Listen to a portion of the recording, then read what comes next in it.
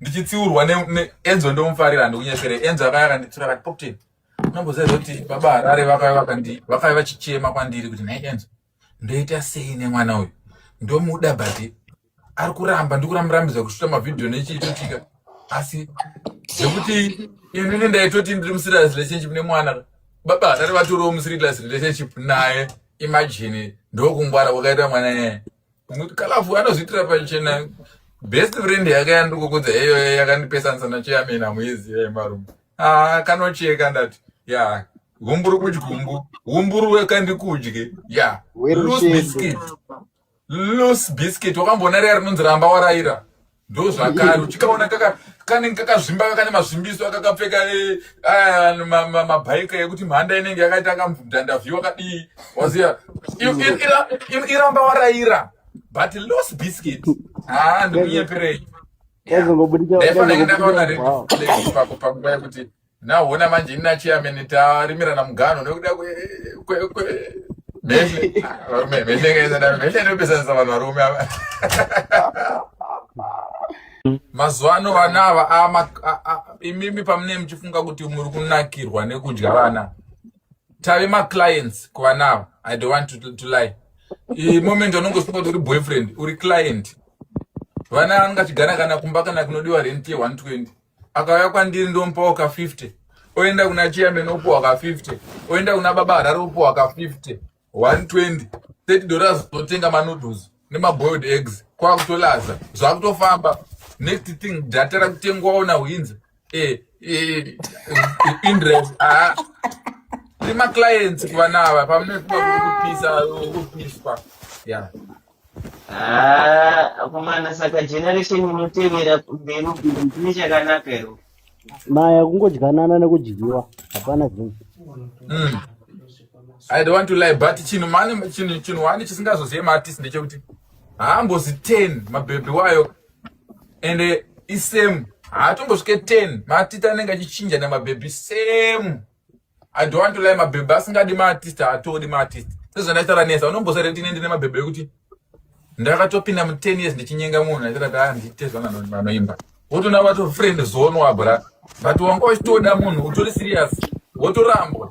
Inini I think kuti vanhu nonyanza kuzvinzwisisa it's mostly vanouya kublawayo because inini you know pandakazonyatso kuzvinzwisisa kuti ndozvinoitika it was sekuti this week I'll give examples Ben Boy na Popten so that I don't mention Mastevan.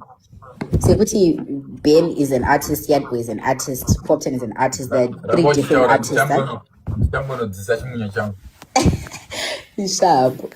Then maybe Popten this week I got booked kublawayo. Poa panzi tichi ndiani oyanonzani leader tichagiriwo mabhebhi 5 anouya kuzointertaina Popten mabhebhi 5 panouya 2 vachajaira maybe panenge vari Mary naLisa vouya ne Popten overbooked. The weekend goes by, Popten goes back to Harare.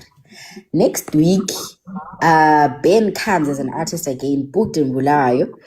Poa panzi leader tichagiriwo mabhebhi 5 anozoentertaina Ben pa 5 paipa ipodzoka 3 right vanga varipo the time Popten was there 3 vaiva vodzoka and mind you Popten anenge la 1 Ben pari kuuya obva la 1 pani ivavo Boy when he comes the same thing happens again pa 5 ivavo futi meipodzoka 2 kana 3 kana 1 uya anenge auya neshamwari dzake dzaajaira abveyo paya poliwa futi someone else. Then next week when the leader himself comes, because iye haana connection yakadaro akuziva kuti alright kuna Mary kuna Lisa but Lisa na Mary vane mafriends avo Rosaline na Zvani na Zvani.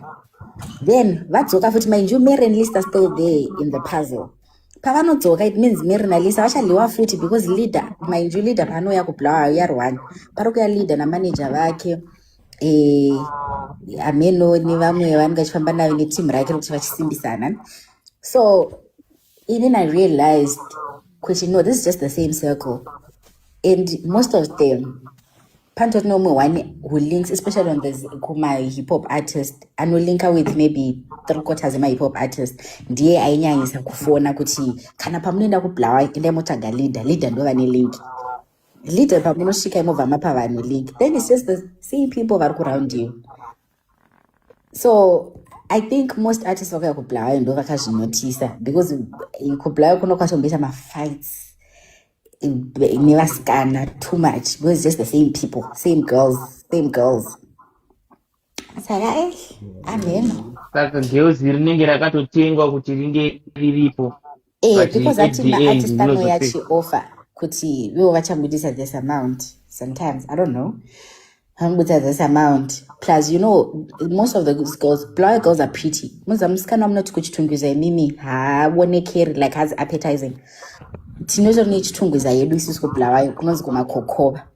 Musikana wedu isusu kumakokova kakubudira apa, you think kuti abva kumasuburbs ekuHarare, but abva kumakokova kwaita sekuchitungwiza or worse. Kumene kwakaita sei?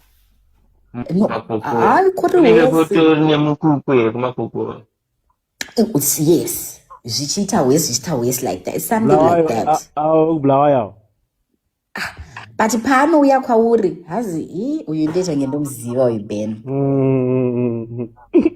You see, so it's just the same people amene muchiraundisana. Pakazomborwa one hip hop artist ane chiririmiso anokakama nehwanda nevhavhavhungu, takaenjoya baba. Vachiroverana nenyaya idzodzo dzekumakokoro.